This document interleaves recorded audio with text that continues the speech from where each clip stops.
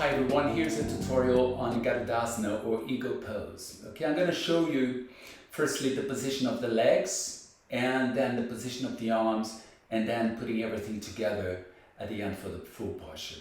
Okay, so the position of the legs, you need to get, first of all, have a look at my video on Tadasana so you get a nice foundation through the feet.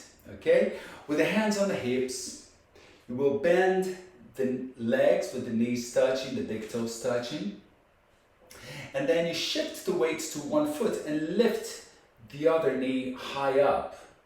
And then you want to cross that thigh as high up as possible, taking that foot back so you don't want any space in between the legs. And then you're able to tuck, or maybe not, but you work towards tucking that foot around the straight leg. If you cannot do that, have a block ready so you can place the foot on a block, okay? So this would be the position of the legs, that once you get the tucking, or even if you're not tucking the leg around, if you have your foot on your leg, on the block, you need to square the hips with the front of the mat. So this is the position of the legs, okay? Now, for the arms, the position of the legs and the arms is opposite. If the right leg is over, the right arm will go under. So let's do the arms now.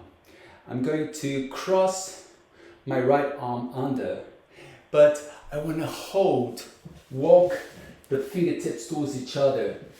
And once I get that, press the upper arms as strongly as you can towards each other, so that when you release the arms, this doesn't happen.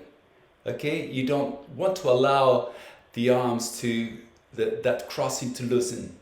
You want to keep the upper arms pressing with the shoulders rolled back, and then you release the tops of the hands towards each other, and then the top arm, the top hand, this one here, will go forwards and around so the fingertips of the lower hand can be placed on the palm of that hand with the fingertips together.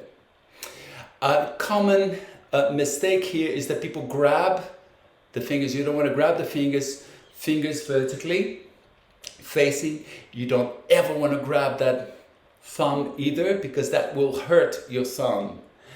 And once you get that, make sure that the gaze is through the hands. You're not looking towards one side or the other side. You're looking through the hands. You have to have the drishti, that point of focus, ahead of you, about 1 meter or 2 ahead of you, so you can stay there. So this is the position of the arms. You want to lift the upper arms away from the chest. You don't want to stay like this. Okay? So let's put everything together now.